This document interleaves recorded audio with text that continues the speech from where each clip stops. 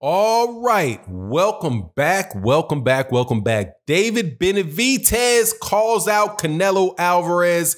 Canelo Alvarez is room for wiggle room is getting that much smaller. Let's talk about that in this video.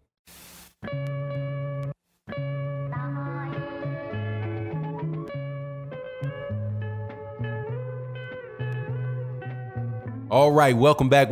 Very happy to talk about this one, about this fight that will probably never happen. However, it's a fight along with a Jermall Charlo fight that should happen. David Benavidez is the young WBC 168-pound champion. Between he and Caleb Plant, it's a toss-up for who the best guy at 168 pounds is, but it's a toss-up between those two, not a toss-up between those two, Billy Joe Saunders and Callum Smith. He is one of the dudes that are the real dogs in that division. Caleb Plant and David Benavidez. Those guys hopefully are on a collision course to fight one another and unify the IBF and the WBC belt. But David Benavidez is saying that he wants to fight Canelo Alvarez. And I absolutely love the fact that he said that. I hope people absolutely, really, truly do push for that fight at 168 pounds, because that's the real fight for Canelo at 168 pounds. Not Billy Joe Saunders, who ballooned up once he got taken off that nasal weight loss program, that illegal nasal spray performance enhancing drug protocol he was on, and bumps up to 168 pounds and looks like garbage. Not Callum Smith, who went nip and tuck with George Groves. It's those two guys. But if you accept my premise, right? Accept my premise that David Benavidez and Caleb Plant are the best two 168-pound fighters, then it should be predictable who it is that Canelo Alvarez would talk about fighting at 168 pounds. Callum Smith and Billy Joe Saunders. Of the best 168 pounders, Canelo Alvarez is in conversations to fight two of the worst. What does that have in common with 175 pounds? When he fights at 175 pounds, of the champions at 175 pounds at the time, which were Arthur Beterbiev, Dmitry Bivol, and Sergey Kovalev, who was the most vulnerable of those guys at 175 pounds? The old alcoholic Kovalev, who had already been knocked out by a guy moving up in weight, and in Andre Ward, and had been knocked out by a decent but far from top pound for pound level fighter in Eleider Alvarez. That's who he chooses to fight. And might I add, coming in looking like the Hulk doing it.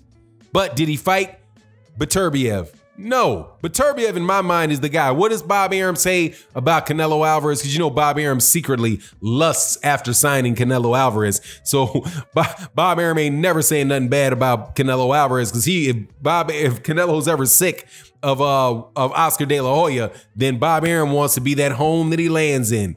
But Bob Arum says, Beterbiev, that's an unfair fight for Canelo Alvarez. He shouldn't be forced to fight that fight with Beterbiev, because Beterbiev more than likely is going to beat him. That's a real 175-pound fighter who very well might be able to, at a point in time, fight at cruiserweight, right? Not a washed up alcoholic dude that got knocked out 2 times and was basically a shell of himself. And on top of being on a shell for himself, looked like he came in there just to lay down. That's not going to be the case with those guys at 175 pounds. So just to get this path right, at 175 pounds, Canelo Alvarez picked the weakest link at 175 pounds.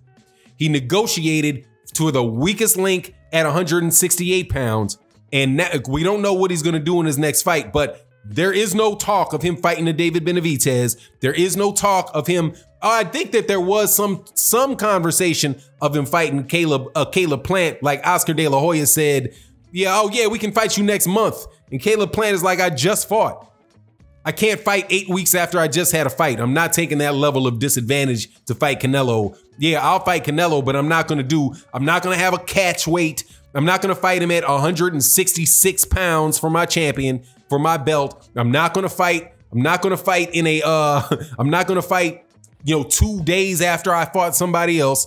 It's not gonna happen, dude. So Caleb Plant didn't happen, but there's no active negotiations going on with Caleb Plant. That was just something that Oscar De La Hoya said. So you see it at 175, you see it at 168 pounds, and you definitely see it at 160 pounds, where the best two guys at 160 pounds are named Jermall Charlo and Demetrius Andrade. So at 160 pounds of the champions, right? Of the champions at 160 pounds, of which Canelo is one, right? Canelo's the WBA champion. Of the IBF, the WBO, and the WBC champions at 160 pounds, who is it that Canelo Alvarez is talking about fighting? The weakest link. The older, as Teddy Atlas said, washed up or over the hill or shot, whatever it is. I think Teddy Atlas used the word shot. The shot, Gennady Golovkin, who Canelo Alvarez has already beaten once. I believe he beat him twice. And now in a fight that more than likely is going to be an absolute mismatch between the two of them, especially if you look at what Sergey Deverenchenko did with Gennady Golovkin. My opinion, Gennady Golovkin's been overrated for a very long time. It was this quote unquote ducking of Gennady Golovkin that got him this and his knockouts, because dude can definitely knock somebody out. But once he stepped up in competition, those fights got a lot more nip and tuck, just like from the Kell Brook fight on. But of the higher level fighters, I include Kell Brook in that, because Kell Brook is a higher level fighter. He's just a 147 pounder that was fighting a lifetime fighter at 160 pounds. But it's the same pattern. It's the same pattern with Canelo. The post Showtime boxing Canelo, right? Look at all of these he did early in his career, and I'm not going to discredit Canelo Alvarez for the early part of his career. The only thing that I would say about his early part of his career is that, people thought he got some decisions that he probably shouldn't have got. I think that that's the case. Like with Erislandy Lara, I think Erislandy Lara beat Canelo, and but they're not going to give him. They just didn't give him the fight. That's my opinion. Right? The official scorecards are what the scorecards are.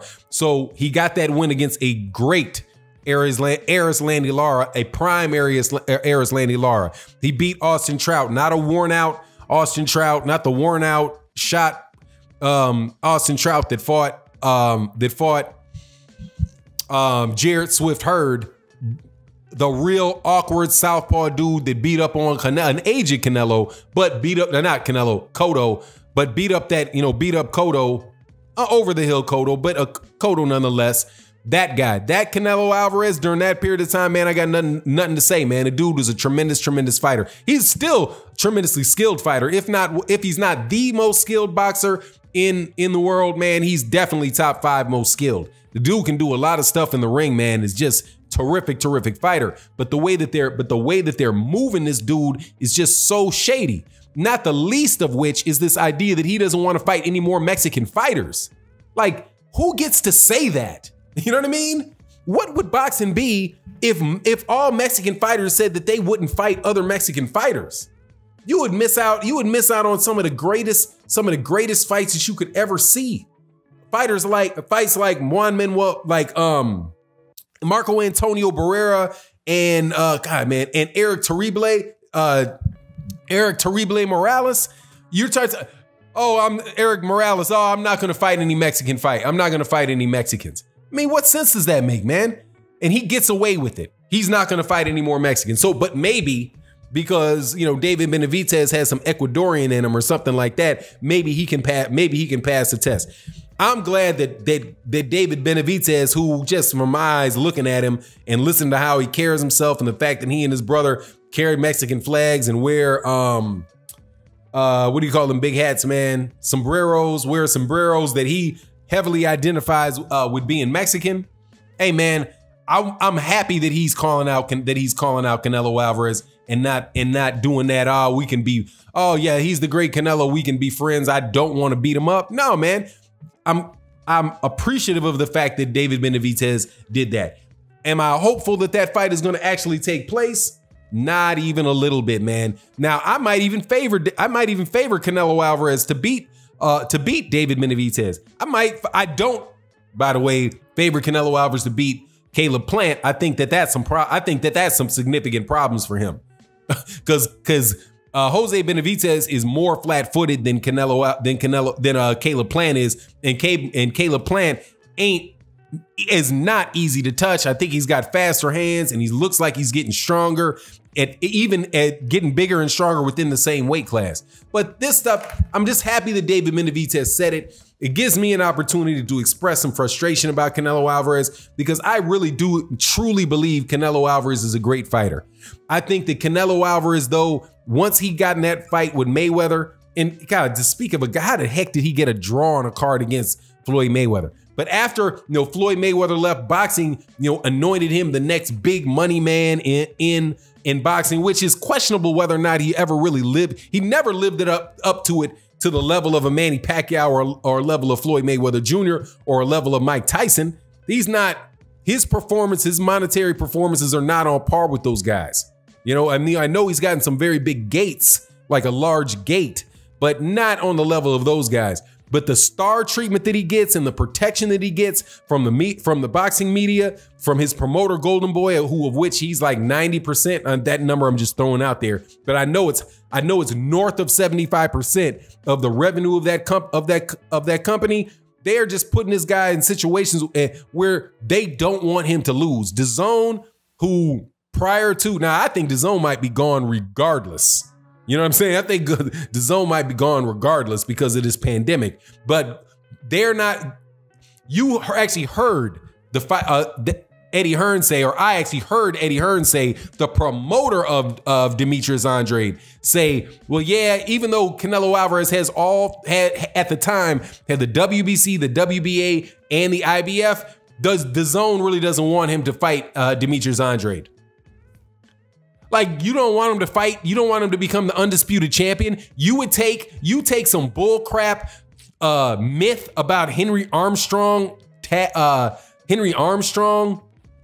accomplishments, even though 168 pounds, regular title is not a major championship belt, and Canelo Alvarez wasn't undisputed in any of those weight classes. What he did does not mirror or stand up to, or in any way should it legitimately can be compared to Henry Armstrong. What he did in 1937, I do believe it's 1937. It was 1938. Forgive me, but it's nothing like that. But they would rather have him go through that fictitious rise instead of doing something that is legitimate, concrete something, and being the only champion at 160 pounds. And I don't even want to get into raising the computerall levels and all of that nonsense, the franchise belts and all that nonsense. It's just too much with Canelo, man. It's just too much with Canelo. The boxing is way over the top, trying to bend over backwards for this guy. Even though he is a great fighter, and there's nothing about Canelo Alvarez as a person that I don't respect, but that whole thing, I respect him as I'll take that back. That computerall crap, I don't respect, right? I don't respect that, but I respect less the WBC and what the WBC did. But anyway, it is what it is. That's my thoughts on that, man. I wanted to share it. Shout out to David Benavidez for doing that. And I hope more Mexican fighters put him on blast. And if I was you guys, I would say, hey man, put him on blast for him saying that so you can get the fight. Because I know that there are fighters, that there are Mexican fight fans that a lot of Mexican fight fans that do not jive with that type of thought process or any of this media-driven nonsense that's going on with Canelo Alvarez. Anyway, but he is a great fighter. I do want to say that I can separate the two of those things. It is what it is. You let me know what you think in the comment section. And with that, I'm out. Peace.